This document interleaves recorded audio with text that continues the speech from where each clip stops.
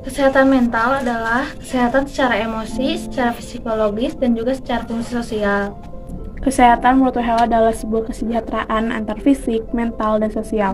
Intinya keadaan yang memungkinkan kita untuk menikmati kehidupan sehari-hari.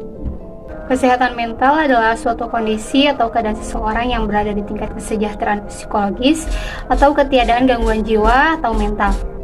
Kesehatan mental adalah keadaan di mana seseorang menyadari tentang potensi apa yang dirinya miliki.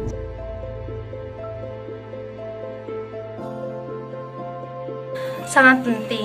Tanpa kita sadari, kesehatan mental dapat mempengaruhi kesehatan fisik maupun pola pikir seseorang. Penting sekali agar dapat menunjang hidup menjadi lebih baik. Sangat penting, bagaimana tidak, karena kesehatan mental dapat saja mempengaruhi pola pikir seseorang, juga ketenangan hidup seseorang. Penting karena itu bisa bikin kita merasa lebih semangat dan selalu berpikir positif.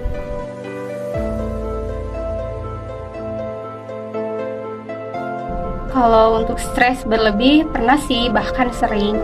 Tapi kalau untuk depresi, alhamdulillah belum pernah mengalami hal itu. Pernah ngerasa down banget, berat banget rasanya dan selalu mikir yang aneh-aneh. Tapi ya, kita bisa melewati itu semua pastinya.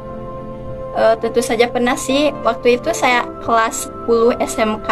Saya berada di fase di mana hidup saya mengalami stres yang berlebihan.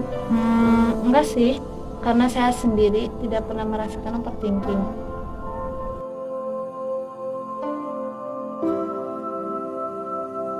Saya cenderung mendengarkan musik saat saya merasakan stres. Sendiri untuk introspeksi diri, dengerin musik. Mencurahkan apa yang saya rasakan kepada seseorang yang saya percaya. Kadang saya menuliskan keluh kesah saya di diari saya.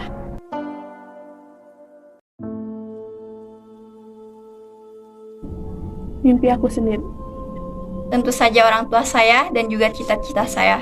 Pastinya impian dan cita-cita saya, juga masa depan saya yang masih panjang. Adanya masa depan yang masih berlangsung. Orang yang ngerasa keren karena punya gangguan jiwa. Jika dialami betulan itu gak enak banget, mengganggu kehidupan, tidur gak enak, makan gak enak, dan itu gak keren. Gak ada orang yang punya penyakit merasa senang, dan kita cenderung tidak melihat diri kita sendiri secara objektif. Kita cenderung meringankan hal yang sebenarnya berat atau memberatkan hal yang sebenarnya ringan, bunuh diri misalnya. Ketika kita melihat situasi ini dalam tanda kutip, kita biarkan saja. Padahal, kita sering melihat orang sekitar yang memiliki kecenderungan untuk bunuh diri, yang dibiarkan saja oleh keluarganya atau temannya. Tapi kita cenderung ingin menyelamatkan, dan itu hanya kita yang mendiagnosis teman kita. Padahal, seharusnya bawa dia ke orang yang profesional dan gak ada pilihan lain. Akibatnya, orang itu tidak mendapatkan pertolongan yang cukup, dan kita menjadi terjebak dengan rasa bersalah, karena jika kita gagal, ada dua orang yang tersakiti, dia dan saya. Kesadaran masyarakat terkait kesehatan mental semakin meningkat, walaupun keburukannya pun meningkat. Contohnya, semakin banyak orang yang self-diagnosis dan ada rasa takut karena self-diagnosis itu. Ketakutan ini yang malah membuat lebih parah lagi sebenarnya, dia tidak mengalami hal tersebut, yang akhirnya malah terjadi. Dan akhir-akhir ini, banyak orang yang berbagi pengalaman mereka serta menyampaikan informasi terkait mental health. Misal kita cedera ketika mengalami kegagalan. Pikiran kita hanya mau yang senang-senangnya aja, sampai akhirnya ada konflik antara kenyataan dan pikiran. Mungkin itu bukan sakit mental, lebih ke cedera mental atau cedera batin.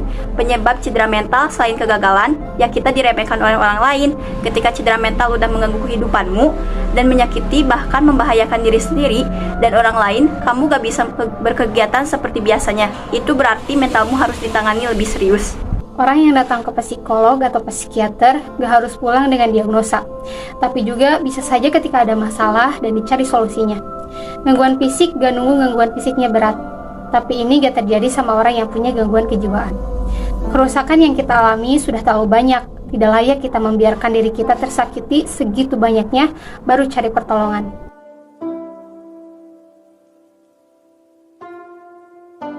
Menurut saya, jangan merasa sendiri, masih banyak orang yang menyayangi kamu. Terus semangat.